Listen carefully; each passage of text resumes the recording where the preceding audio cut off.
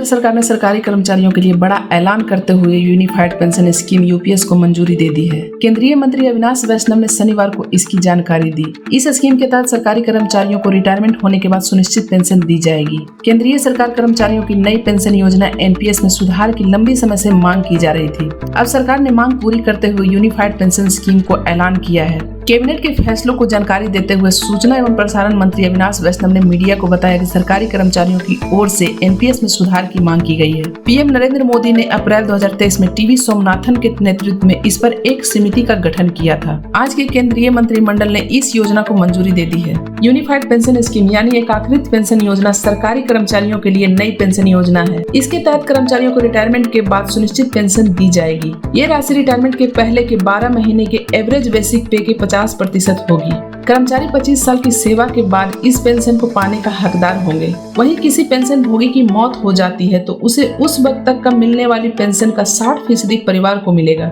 इसके अलावा अगर कर्मचारी की सर्विस 25 साल से कम और 10 साल से अधिक है तो पेंशन की राशि प्रोफेशनल डिस्ट्रीब्यूटर के आधार पर तय होगी। कर्मचारी का कार्यवर्ष चाहे जितना भी हो, उनकी पेंशन की न्यूनतम राशि 10,000 रूपए से कम नहीं होगी। अविनाश वैष्णव ने बताया कि केंद्र सरकार के कर्मचारी को नई पेंशन योजना एनपीएस में बने रहने या एकीकृत पेंशन योजना यूपीएस में शामिल होने का निर्णय लेने का अधिकार होगा। साथ ही उन्होंने कहा कि ये उन सभी लोगों पर लागू होगा जो 2004 के बाद से एनपीएस के तहत पहले ही सेवानिवृत्त हो चुके हैं।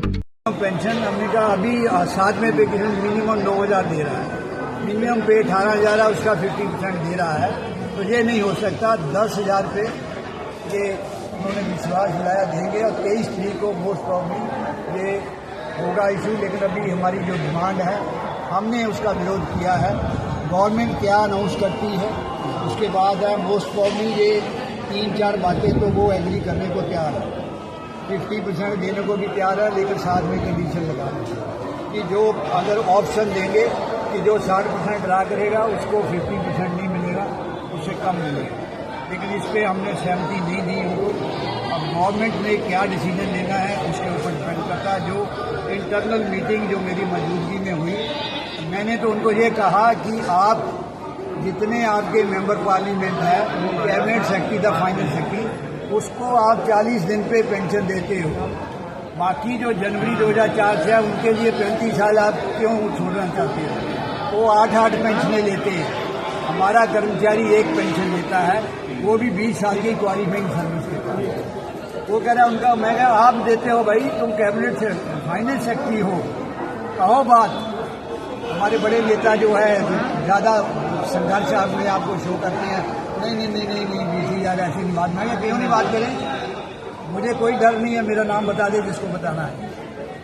कि मेंबर पार्लियामेंट के साथ जो देश का हम भी नौकरी करते, हम भी सर्विस करते हैं देश की, वो 5 साल सर्विस करते हैं, हम 60 साल की एज तक सर्विस करके वो हमें लास्ट में जो है मान इज्जत से जीने के लिए एक तरीका बनाया था गवर्नमेंट ने। 1920 से ये बना, 1950 में ये चालू हुआ। इसलिए ये गवर्नमेंट गलत कर रही है। फॉरेन कंट्री में ऐसा है, लेकिन फॉरेन कंट्री के अंदर हर चीज़ को बच्चों की जो है एजुकेशन फ्री है, वहाँ मेडिकल फैसिलिटी फ्री है। जो अगर टैक्स लेते हैं इस तरह के वो पेंशन देते हैं, सारे लाइबिलिटी गवर्नमेंट उसको टॉलरेट करती है। इन तमाम बातों को हुआ और आप पे कमीशन की बात भी हुई है कि पे कमीशन